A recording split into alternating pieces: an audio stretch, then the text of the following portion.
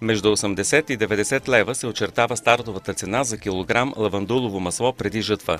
Търсенето му у нас и в чужбина води до нарастване на площите с лавандула в Добричка област, където през 2010 година с нетрадиционната култура са засадени 1035 декара. Сега само в община Генерал Тошево има 1000 декара от етеричното растение. Според производителите на лавандула, засушаването и високите температури са основната причина тя да настъпва от Средиземноморието към житницата на България.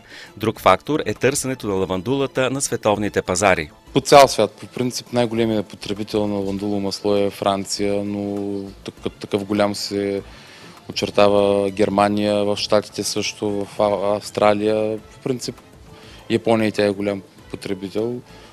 Западна Европа, Съединените щати, това са основните потребители на етерични масла. Семейство Начеви от Генерал Тошево отглежда лавандула вече 10 години. В момента вече наши собствени лавандули направихме около 200 декара. Като само тази година сме сели 60 декара нови насъждения. Имаме лиценз за производство на разсад. Като фирма можем да търгуваме с разсад с цялата страна. Семейството отглежда още 210 декара резене и 20 декара копър.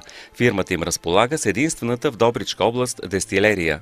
Това нещо може да преработва, като почне от лавандула, копър, резене, кориандър, смрадлика, всички култури, които имат мирис, при нас етерични маслени култури, могат да се преработват без рози.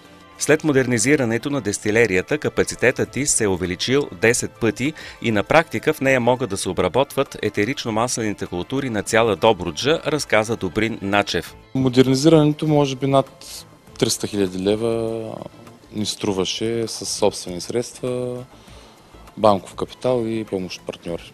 Веднъж засята, лавандулата дава цвят и масло в продължение на 25 години, разказа Добрин Начев. Средният добив от примерно цвят лавандулов е между 400 до 600 кг от декар на насъждение над 2 година. Като добив на лавандулово масло от декар, зависи от сорта, от 8 до 12 кг.